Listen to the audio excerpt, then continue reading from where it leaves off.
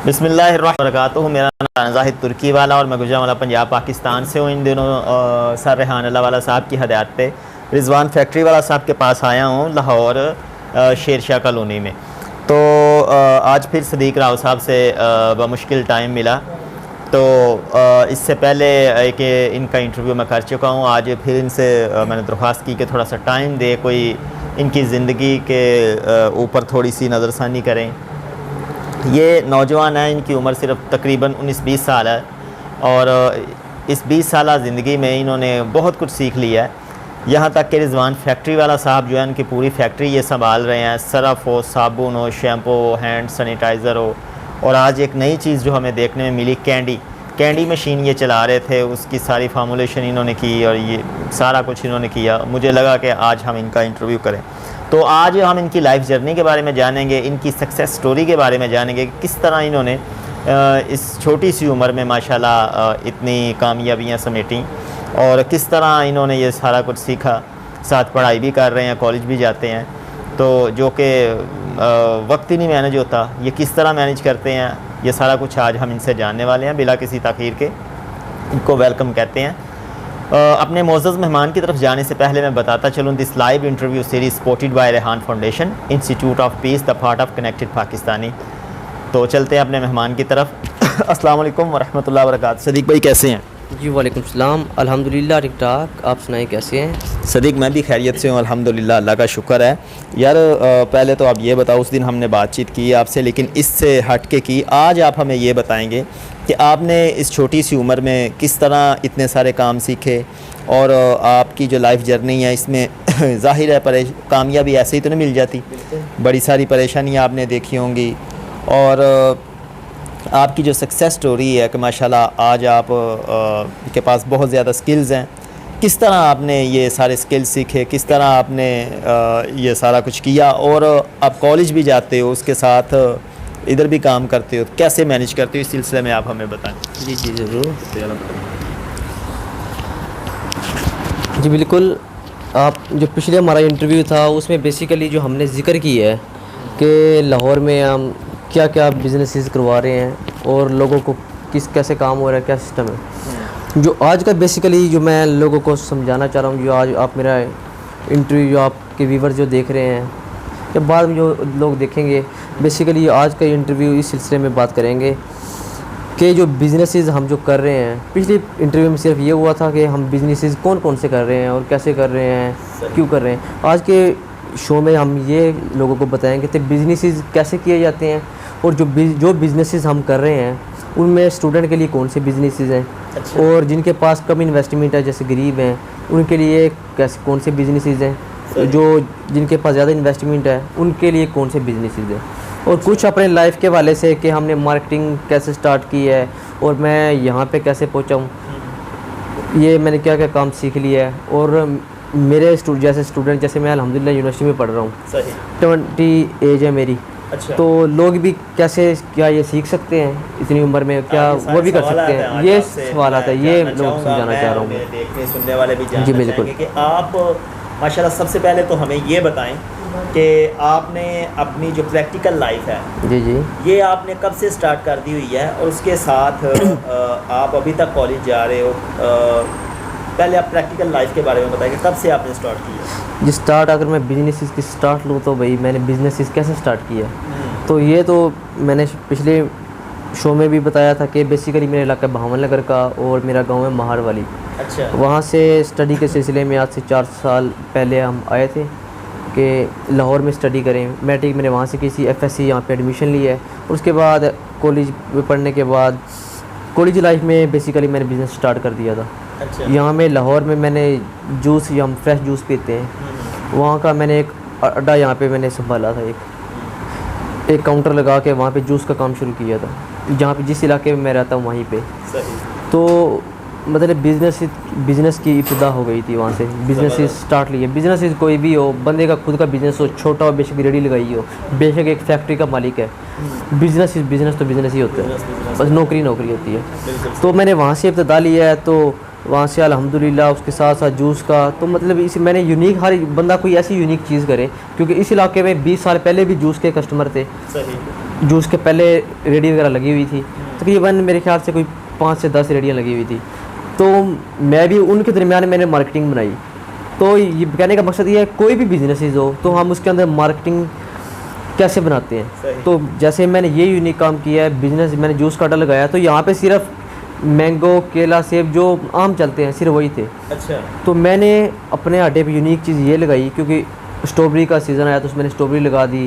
उसके बाद मौसमी आया तो मौसमी लगा दी, पाइनएप्पल, खोया खजूर, इस तरह आड़ू, जो सीज़न आते रहे, गाजर। अच्छा। मैंने यूनिक चीज़ ये की, जो भी चीज़ें आ रही थी ना सबको कर दिया। बेशक कोई मरीज़ है, उसको पता है यार मरीज़ वाली सारी दवाई वहाँ पे जाके मिलेगी। ये कुछ होते हैं ना, डॉक्टर रिकमेंड करते हैं आप भाई ये मौसमी का जूस पे, आप भी पाइनएप्पल का पी, तो उनको यहाँ इलाके को पता चल गया था। तकरीबन 3-4 महीने के अंदर यार वहाँ से मिलता सारी चीज़ें, और मिले भी अच्छे की। और दूसरी चीज़ ये मैंने किया था, जैसे हम मिल्क दूध होता है यहाँ पे पैकेट में यूज़ करते थे लोग। सही।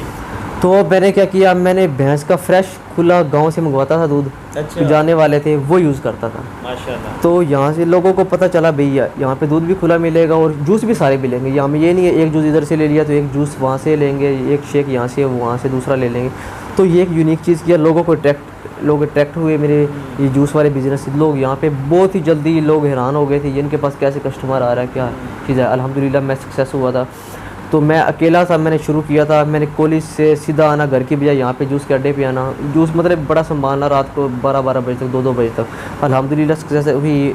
उस वक्त जब मैंने बिज़नेस ख़त्म किया था वहाँ, उस करने से पहले तकरीबन मेरे 3 एम्प्लॉय नीचे काम करते थे। अच्छा। हमारे साथ 3 और एक मैं था, एक हमारा जिसकी ड्यूटी होती थी 12 घंटे मैंने करना, 12 घंटे उसके। मेरे 5 बंदे, मैं एक था, 1 से 5 बंदे हो गए थे। तो बिजनेसेस में एक तो ये है आपकी रोज़ी बढ़ती है, दूसरा ये है किसी की रोज़ी लग जाती है।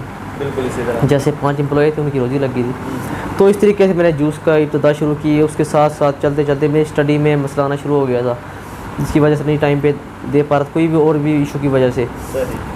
तो मैंने वो बिज़नेस का ख़त्म कर दिया था। तो उसके बाद मैंने अपनी स्टडी शुरू की, आराम से अपने कॉलेज को पास किया, फर्स्ट ईयर सेकंड ईयर को। तो मैंने इंटर की डिग्री हासिल कर ली थी। तो उसके बाद आप क्या कर रहे हैं अभी, कहाँ तक तालीम मुकम्मल कर चुके तो हैं? अभी मैं यूनिवर्सिटी में तकरीबन 3rd सेमेस्टर में पहुंच गया हूँ। तो जब मैंने यूनिवर्सिटी में एडमिशन लिया था, यूनिवर्सिटी में जैसे एडमिशन लिया तो आपको पता है कोविड-19 आ गया था, क्लासेस सारी ऑनलाइन थी।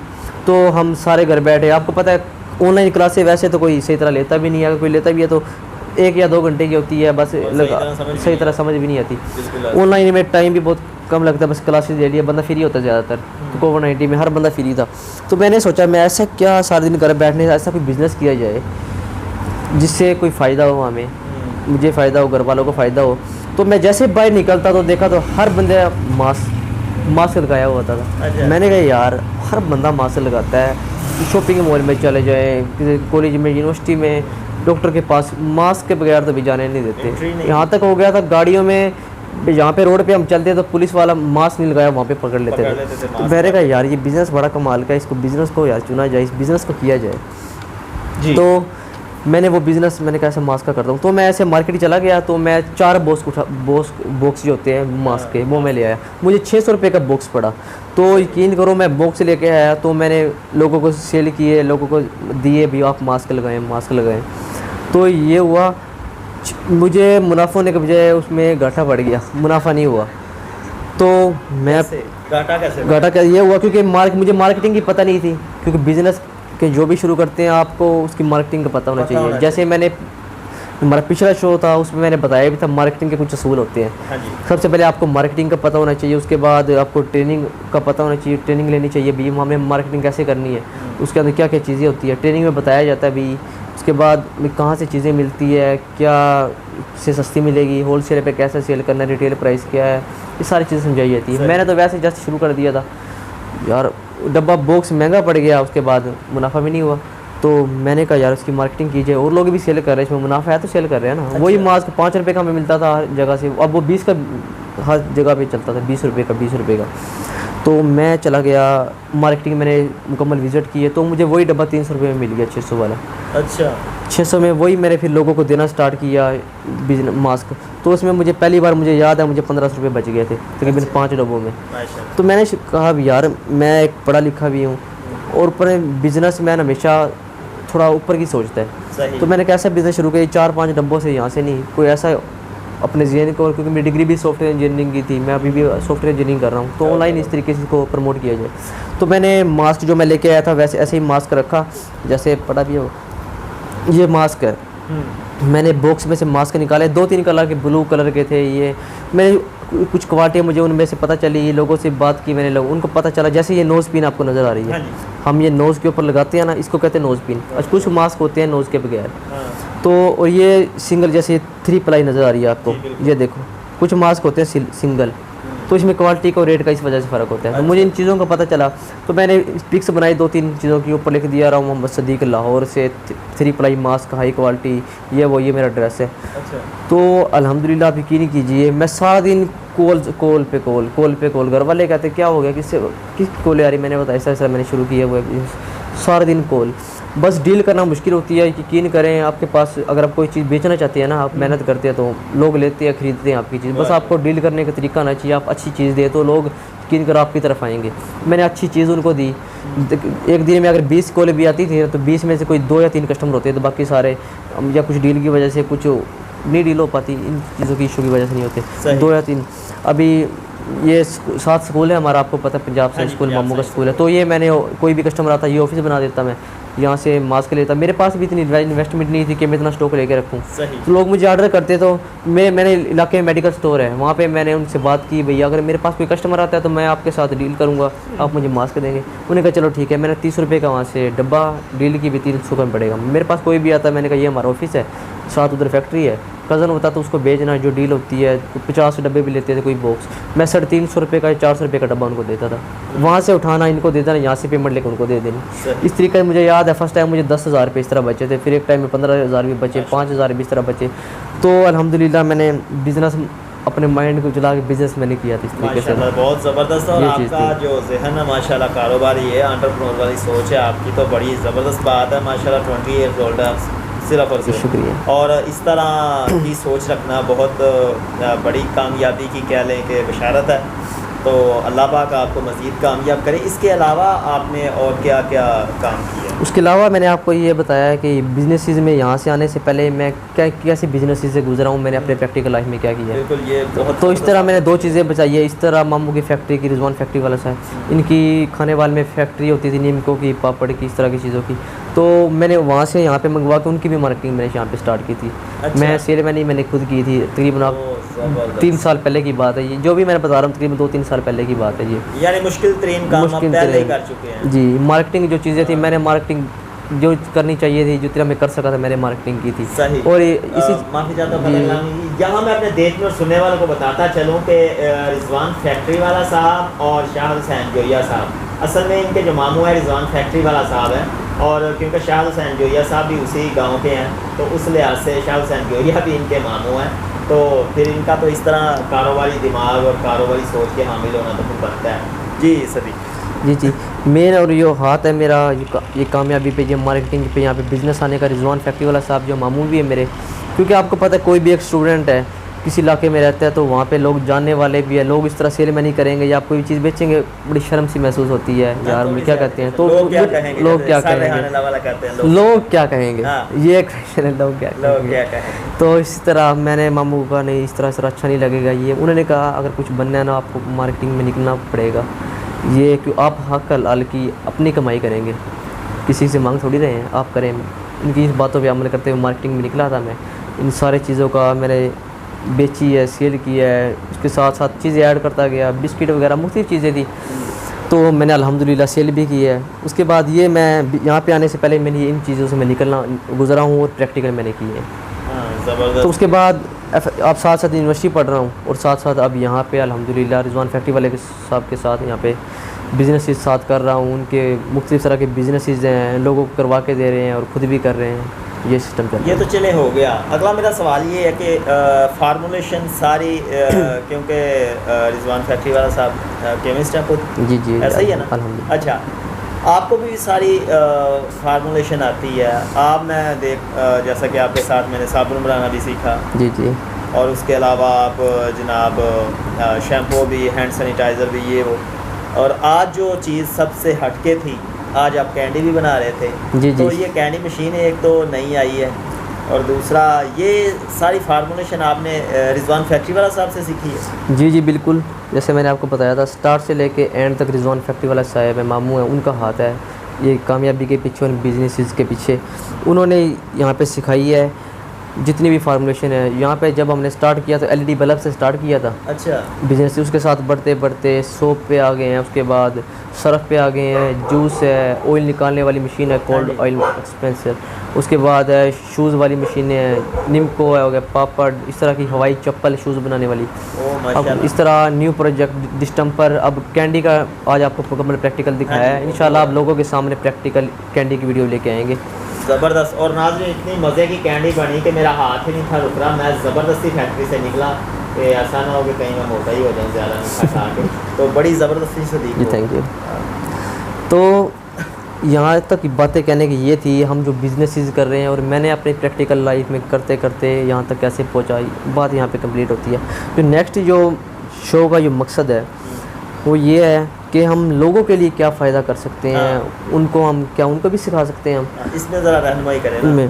तो इस क्वेश्चन पे मैं ये कहूँगा, क्वेश्चन भी मेरा अपना ही है, ताकि मकसद कहने का ये है, लाइव शो हमने किया है तो जो सेकंड ये इंटरव्यू है इससे लोगों को कोई फ़ायदा होना चाहिए। ये ना इंटरव्यू का ये मकसद ये नहीं है ये आपने मेरा इंटरव्यू कर लिया मैं आपको इंटरव्यू दे रहा हूँ लोगों को दिखाने के लिए, मकसद ये है लोगों का फ़ायदा हो। मकसद तो ये था कि लोगों की रहनुमाई हो, उनके जो सवाल हैं जो वो करना चाह रहे हैं उनका जवाब आप इस लाइव शो के ज़रिए दे सकते हैं। मेरा भी यही सवाल था, करना था मैंने, आपने खुद ही बात शुरू कर दी कि आप किस तरह रहनुमाई कर सकते हैं कि जो आपकी सक्सेस स्टोरी से इंस्पायर होकर कुछ करना चाहते हैं, वो नौजवान जो कि बहाने ढूंढते हैं और अब आपकी स्टोरी सुनने के बाद वो भी चाहते हैं आपकी तरह कि हम भी आगे आएँ और पाकिस्तान को आगे लेके चलें, उनके लिए आप क्या कर सकते हैं?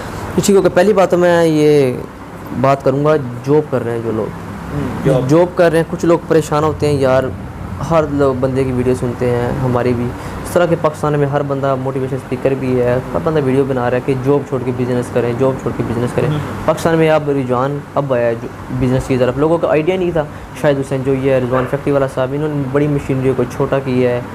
अब आपको पता डे बाई डे मशीनें निकाल रहे हैं, लोगों का फ़ायदा हो, बिज़नेस की तरफ आए, रुझान ही नहीं था। अब ये जॉब कर रहे हैं और जॉब छोड़ के, एग्जांपल है मैं एक भाई हूँ, अगर मैं जॉब कर रहा हूँ, अगर मैं जॉब छोड़ के बिज़नेस की तरफ आए, मुझे साल लग जाता है, 6 महीने लग जाते हैं, तो 6 महीने मेरा घर कैसे चलेगा, मेरी घर की चूल्हा कैसे चलेगा? ये अगला और अहम सवाल यही है। तो इसमें पहले भी मैंने ये कहा था और अभी मैं ये कहूँगा, हमेशा अपनी जॉब के साथ बिज़नेस करें।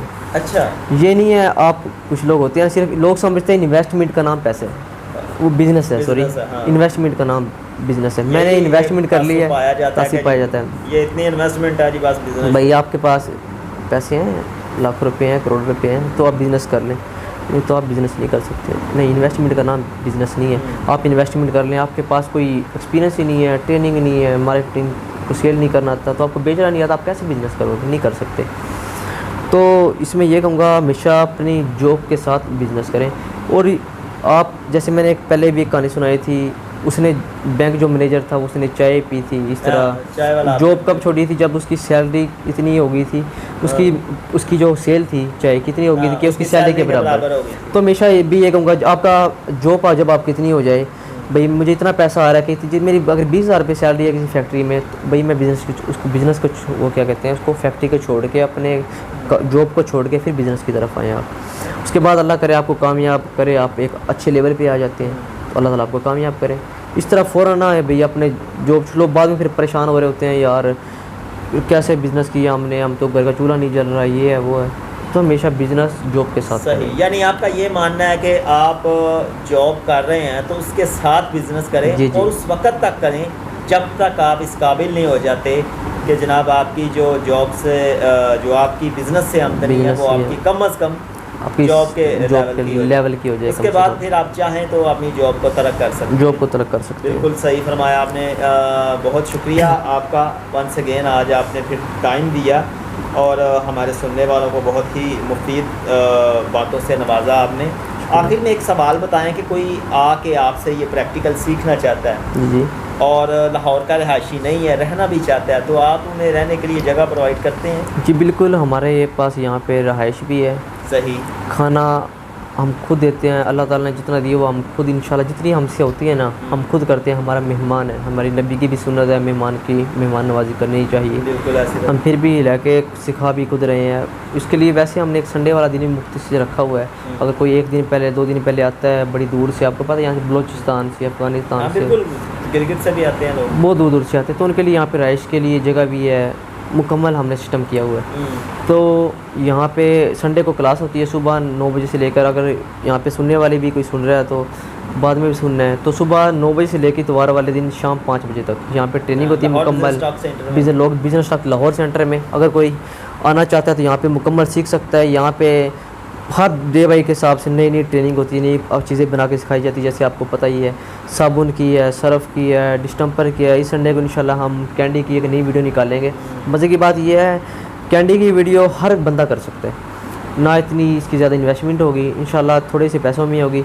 और हम घरेलों में बच्चे साथ ये लेडीज़ भी कर सकती है इसको बिजनेस से। जैसे आपको मैंने मुकम्मल प्रैक्टिकल करके दिखाया है तो इसमें कोई मुश्किल काम नहीं है। तो इंशाल्लाह ये घरेलू बिजनेसेस है, हर घर में चलने वाला है, उसके बाद हर इलाके में चलने वाला है, हर शहर में चलने वाला है। तो इंशाल्लाह हर जगह पे चलेगा और इंशाल्लाह लोग इससे बहुत अच्छा पैसा कमाएंगे।